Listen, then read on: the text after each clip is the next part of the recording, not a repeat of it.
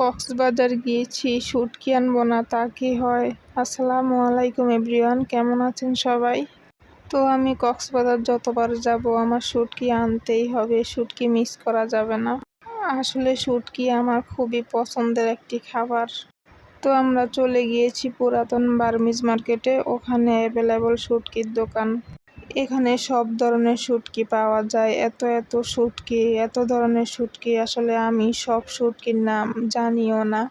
তো আমি হেঁটে হেঁটে ঘুরে ঘুরে দেখলাম, জানলাম কোন শুটকির নাম কি। আসলে এত শুটকি, মাছের থেকেও শুটকির দাম অনেক বেশি।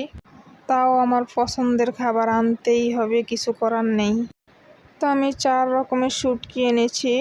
চিংড়ি শুটকি, এটা হচ্ছে মলা শুটকি, এটা হচ্ছে ছুরি শুটকি, আর একটা হচ্ছে লইট্টা শুটকি। আসলে আমি যেগুলার নাম জানি, যেগুলা চিনি, ওইগুলাই এনেছি। বাকিগুলা কিভাবে রান্না করে, কিভাবে কি করে, আসলে আমার তেমন আইডিয়া নেই। তো এখানে বিভিন্ন রকমের শুটকি পাওয়া যায়, যা বাংলাদেশের বিভিন্ন অঞ্চলে সচরাচর পাওয়া যায় না। তারপরে আমরা চলে গিয়েছি বার্মিজ মার্কেটে, যেখানে মুখরোচক খাবার পাওয়া যায়। যেসব খাবার বড়রা ছোটরা সবাই পছন্দ করে।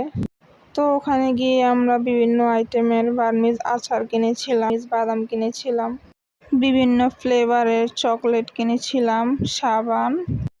এর মাঝে আমরা আরেকটি জিনিস কিনেছি, শুটকি মিশ্রিত বালাচাও। বালাচাওটা ভীষণ টেস্ট।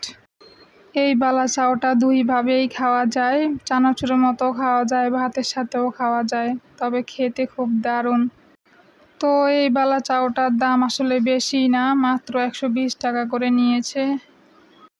তো যাই হোক, কক্সবাজার মূলত শুটকির জন্যই বিখ্যাত। তো আজকের ভিডিওটি এই পর্যন্তই। সবাই ভালো থাকবেন, সুস্থ থাকবেন। আল্লাহ হাফেজ।